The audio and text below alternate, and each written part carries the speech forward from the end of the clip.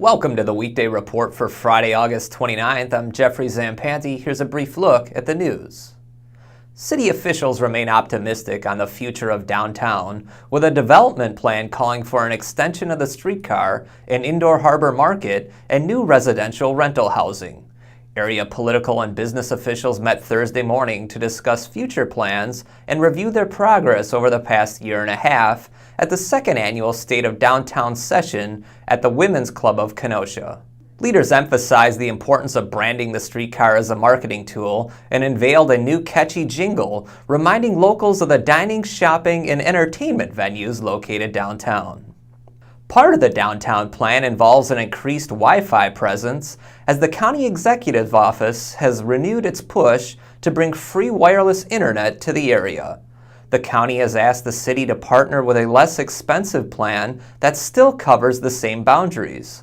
County Executive Jim Cruiser calls for the county to spend roughly $160,000 to install infrastructure and $10,000 per year to operate the system. Mayor Keith Bosman said the city isn't likely to give serious consideration to the idea, largely because of its own plan to increase the strength of the existing Wi-Fi offered in the city's museums. The Boys and Girls Club of Kenosha will soon have a new leader. The club on Thursday announced the appointment of Scott McClellan to succeed Ron Stevens as Chief Professional Officer. McClellan, who is relocating from Boston, has spent the majority of his career working in Boys and Girls Clubs, and he was a club member as a child in Allentown, Pennsylvania. He will take over here on September 8th. Stevens announced his retirement early this year. Now you see him, now you don't. A trio of ash trees in front of the Harborside Common Grounds Cafe are the main focus of an update edition of the Fix-It feature this week. The trees attracted attention last fall when they were heavily trimmed, raising questions about whether they would survive. To see the whole story, check out KenoshaNews.com and see Friday's Kenosha News. Indian Trail prevailed over Wilmot in a girls' volleyball season opener Thursday night. Brandon Favor has the story. Wilmot hosted Indian Trail in the season opener for both teams, and the Hawks came out on top in a 3-0 sweep. IT's Allie Laurent was named second-team All-SEC last season, and she opened Thursday night's game with a pair of serving aces.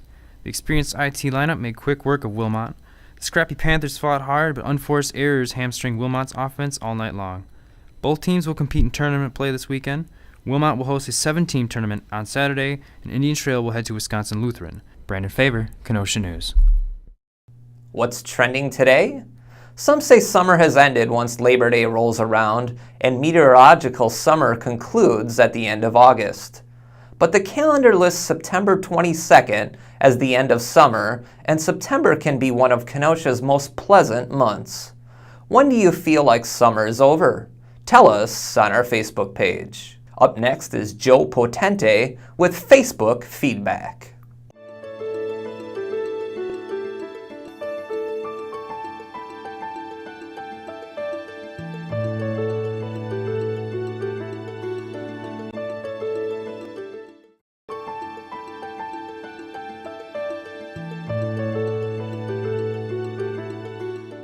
A poll showing widespread support for the Kenosha Casino and service cuts at some rural Kenosha County post offices generated conversation on the Kenosha News Facebook page this week. Asked whether the Marquette Law School poll would sway Governor Scott Walker, who's yet to make a decision on the casino, Doug Williams said the only thing that will sway him is who gives him the most money. Carol A. LaBarge Walsh said not unless he can gain something from saying yes. He does not care that it could mean jobs for people. And Joyce Slatner said, I think the casino will happen in Kenosha.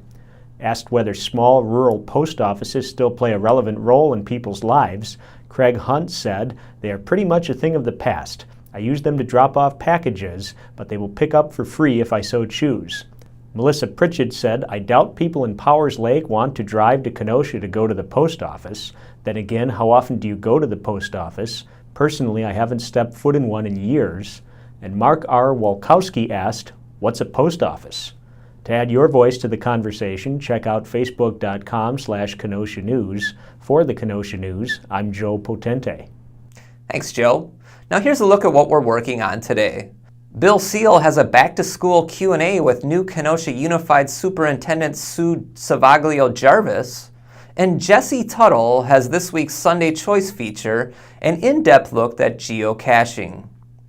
Pick up a copy of the Kenosha News and check kenoshanews.com for all the details on these stories and more. I'm Jeffrey Zampanti with the Weekday Report.